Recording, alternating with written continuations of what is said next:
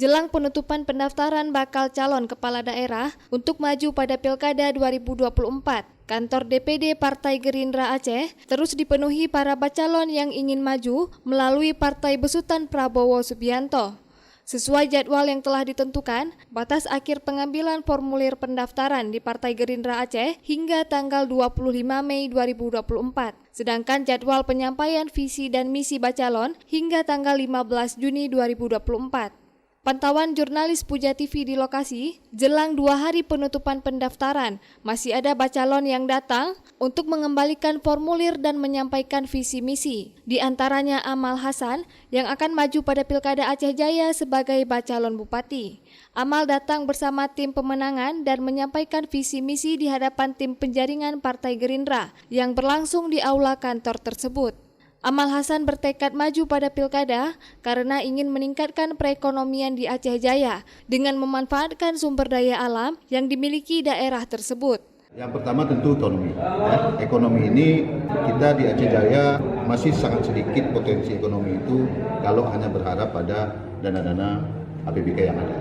Sehingga ekonomi ini bisa menciptakan nanti nilai-nilai tambah daya beli masyarakat serta kemampuan kita meningkatkan pendapatan ini dari masyarakat yang nanti ini akan terus berkontribusi kepada peningkatan pendapatan daerah, peningkatan PBK dan sebagainya. Kita berharap juga dari ekonomi ini nanti menjadi mapan, maka selanjutnya akan kita benahi secara terintegrasi program-program birokrasi, diplomasi, dan tentang penguatan nilai-nilai secara syariat Islam.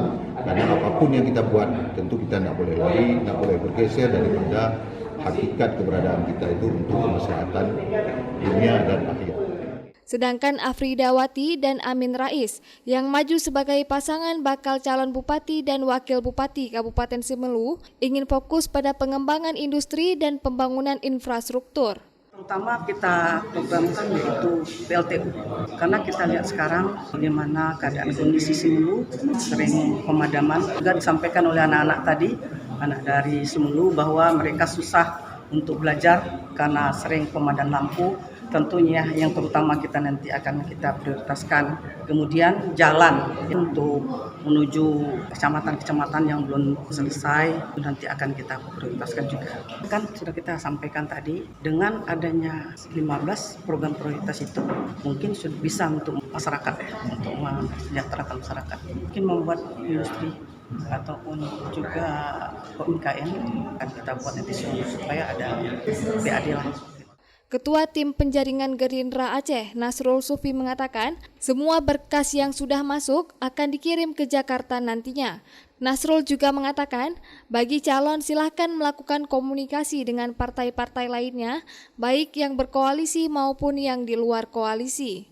Yang sudah mendaftar semuanya sudah 54 calon.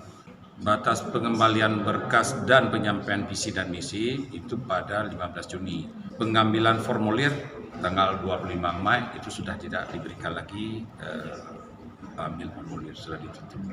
Tapi kalau formulirnya sudah kita ambil sekarang boleh mengembalikan pada tanggal 14 Juni atau 15 Juni. Tanggal 16 semua dokumen berkas akan kita kirimkan ke Jakarta. Kepada calon silakan juga untuk berkomunikasi dengan berbagai partai yang lain, baik dalam koalisi atau di luar koalisi. Namun demikian kita berusaha akan membawa semua dokumen yang telah mendaftar ke Jakarta. Biarlah Jakarta DPP yang akan memutuskan siapa yang terbaik dan siapa yang dipercayakan oleh Partai Gerindra. Dari Banda Aceh, Lala Nurmala melaporkan untuk Puja TV Aceh.